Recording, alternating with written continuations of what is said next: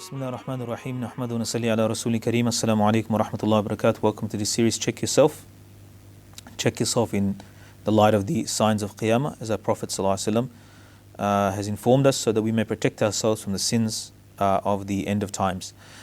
The first hadith, hadith number 71 for today. عن عبد الله بن عمر رضي الله عنهما قال كنا مع رسول الله صلى الله عليه وسلم في سفر فنزلنا منزلا فمنا من يصلح خباءه ومنا من هو في جشره ومنا من ينتظر إذا نادى منادي رسول الله صلى الله عليه وسلم الصلاة جامعة قال فانتهيت إليه وهو يخطب الناس ويقول أيها الناس إنه لم يكن نبي قبلي إلا كان حقا عليه يدل أمته على ما يعلمه خيرا لهم وينذرهم ما يعلمه شرا لهم ألا وإن عافية هذه الأمة في أولها وسيصيب آخر بلاء وفتن ويرفق بعد وبعد تجيء الفتنة فيقول المؤمن هذه مهلكتي ثم تنكشف ثم تجيء فيقول هذه ثم تجيء فيقول هذه ثم تنكشف من أحب أن يزحزح عن النار ويدخل الجنة فلتدركه منيته ويؤمن بالله واليوم الآخر ويأتي للناس ما يحب أن يؤتى إليه ومن بايع إماما فأعطاه صفقة بيده وثمرة قلبي فيطيع إن استطاع. So Abdullah bin Amr radiallahu anhu narrated that Rasulullah sallallahu alaihi wasallam was in a journey with the Sahaba radiallahu anhu, and they reached one place where they set camp, and when they set up their tents, and some Sahaba were practicing their archery, and Rasulullah sallallahu alaihi wasallam asked the muazzin to make an announcement or an azan to call them, and Rasulullah sallallahu alaihi wasallam, and he said a salatu jami'ah, made the announcement, and people gathered. And Rasulullah ﷺ was giving a speech, and he said, "Oh people, the prophets that came before you, it was their duty that they tell the ummah all of those things that are good for them, and made them understand that. And they also warned them and frightened them about those things that is harmful for them, is bad for them. Listen, the first era of this ummah, the nation, the first era of a nation, or when they're with their prophet." And in our case with our Prophet ﷺ, this is the best era, and the worst is the last one. And such fitnas, such trials, and such calamities will be coming on this ummah, that a calamity comes, then this person thinks that this calamity is going to destroy me. And then this calamity will go. And then a second calamity will come that's worse than the first one. And this second calamity, the person will think that this thing is going to destroy me. And that fitna will also go. Then a third one will come, which is even worse than that. And if that person wants to save, this will keep happening and happening. The next fitna will be worse than the previous one. If a person wants then salvation, be saved, that is saved from the fire of Jahannam, and enter the Jannah of Allah subhanahu wa ta'ala, and he wants that his death comes in a condition where he has iman on Allah and iman on the hereafter, that he's a proper mu'min and believer, and then he should deal with people in a way that he likes to be dealt with. He should treat the people in a way, as a short advice, deal with the people in a way that you like others to treat you. Treat people in a way that you like to be treated. And that person, if there's a ruler, an imam, an authority that he can make a pledge of allegiance to, and give their, as much as possible, they should affiliate and stay with that ruler. And as much as possible, they should stay in obedience to that ruler. If you live in a certain country or a city and the rulers are there, then you should not be in a position where you become rebellious and cause corruption in that land. Give your loyalty, and as much as you can, obey, support them. In all the good things, support them, and distance yourself from all the things they're doing wrong. But don't cause strife in the land and put people's life and wealth and so forth at risk, and create disorder and uncertainty in the community.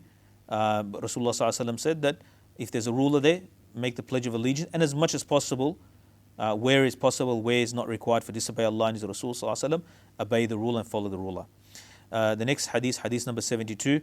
عن أبي هريرة رضي الله عنه قال قال رسول الله صلى الله عليه وسلم ينزل بأمتي في آخر الزمان بلاء شديد من سلطانهم حتى تضيق عليهم الأرض فيبعث الله رجل من عترتي فيملأ الأرض قسطا وعدلا كما مليت ظلما وجورا ويرضى عنه ساكن السماء والساكن الأرض لا تدخر الأرض من بدرها شيئا إلا خرجته ولا السماء شيء من قطرها إلا صببته صببته يعيش فيهم 7 سنين أو 8 أو 9. Abu Hurairah radiallahu anhu narrated that Rasulullah sallallahu alaihi wasallam said that in the end of times, this ummah will be afflicted with a great trial from its rulers, from its ruler, until that it will be, life will become very constrained and straightened, like be constrained. The land, the earth will become like a prison, put it that way. But life will be very constrained and very difficult to live. Then Allah subhanahu wa ta'ala sent from my household, from my family, a man who will, and this is referring to Mahdi alayhi salam, may Allah subhanahu wa ta'ala be pleased with him, that Allah will send this man who will fill the earth with justice, like the whole world will fill up with oppression and wrong, as it is now. The rich are sucking the blood of the working class and so forth. It's filling up the whole world.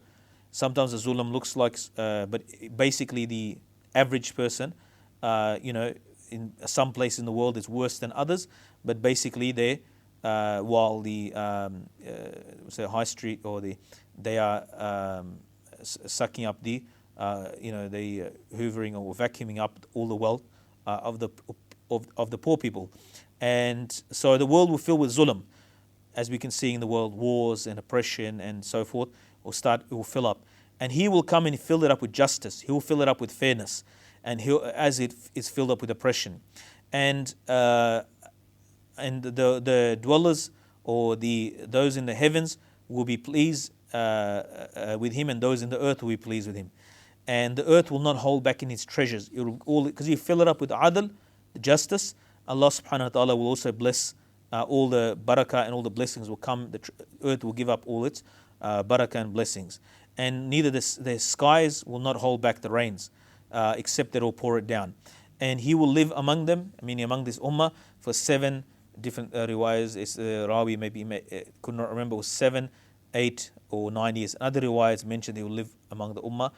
He will die at the age of 47, or He will be with the ummah for 7 years. Or appear at the age of 40, pass away at the age of 47. Allahu alam. The next hadith number 73. عن حذيفة رضي الله عنه قال حذيفة سمعت رسول الله صلى الله عليه وسلم يقول تعرض الفتن على قلوبك الحسير عودا عودا فأي قلب أشرب نكت في نكتة سوداء وأي قلب انكر نكت في نكتة بيضاء حتى تصير على قلبين على أبيض مثل الصفاء فلا تضر فتنة ما دامت السماوات والأرض والآخر أسود مربادا كالكوز مجخيا لا يعرف معروفا ولا ينكر منكرا إلا ما شاء من هواه. So Huzaifa radiallahu anhu narrated that he heard Rasulullah sallallahu alaihi wasallam saying that that so many fitnas will come and be presented upon the hearts, on the people, will be exposed to fitnas. Very interesting word. One is a fitna that is exposed to physically, like our life is in danger, zulm, oppression. These are types of fitna, killing and so forth. We just read in the last few series of hadiths. Here it's saying that fitnas will be presented upon the hearts. And like those fitnas that are corrupt, because fitna can mean like trials and tests, like wars and so forth, but also can mean like corruption of people's morals, right? So a person will, this fitna will present like if you have a straw mat and how it's made out of the sticks or the grass or whatever is used to make the straw mat, straw by straw. Fitnas will also come onto the heart one after the other like that, and it will absorb, and these hearts will absorb them, like a black dot that appears on the heart. So Rasulullah sallallahu alaihi wasallam said, like the layers of that mat, but also like it will keep coming. And the second description is like dots until the heart becomes totally black. And then another heart is that the one that rejects these fitnas, meaning they'll be exposed to fitnas, things they will see haram things, or they'll hear about haram, but they will refuse to partake in the haram.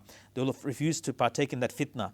And as they resist that, a white dot is made in the heart until the heart. So then the hearts become 2 types. Some people's hearts will become like white, like marble, and no fitna will be able to, because they passed through all those tests.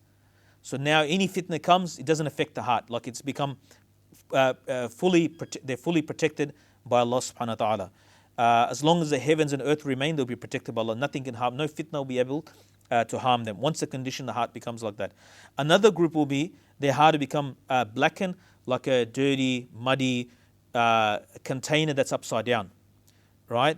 And nothing goes good. It's dirty, it's filthy. The heart will be like that, and nothing goes.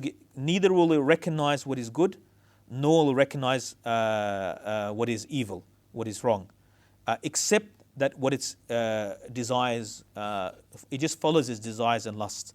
Its lustful impulses, that's the only thing that it matters to it. There's no right or wrong. There's no pleasing to Allah, displeasing to Allah. If it likes something, if it's something Islamic that he likes and suits him, he'll take it up, right? But if it's something that is against his nafs, like his desires, he won't. Like he will do a certain thing of Islam even, but not because it's obedience of Allah, because it's his lusts and desires. So even if he does something Islamic, so his criteria for doing everything is just, it's his own wish and will. He follows his desires. Isn't that the time we live in, where people just do? We're free to do whatever we want. You know, we can do. It means follow. You can do whatever desires, whatever desires you want. You're free to do whatever you want. No, you're not. You have to obey Allah Subhanahu wa Taala. If you do whatever you want, you'll still be accountable for what you want to do. So if you do the wrong thing, there's a consequence of that in this dunya and akhirah. And if you do good, there is a reward, and there's barakah in this world. There's protection in this world, as I mentioned. There's barakat for this person, to the point that no other fitness. He kept on going until no fitna can affect him anymore. May Allah subhanahu wa ta'ala give us understanding and tawfiq. May Allah subhanahu wa ta'ala give us such a heart that is pleasing to Allah subhanahu wa ta'ala. Assalamu alaikum wa rahmatullahi wa barakatuh.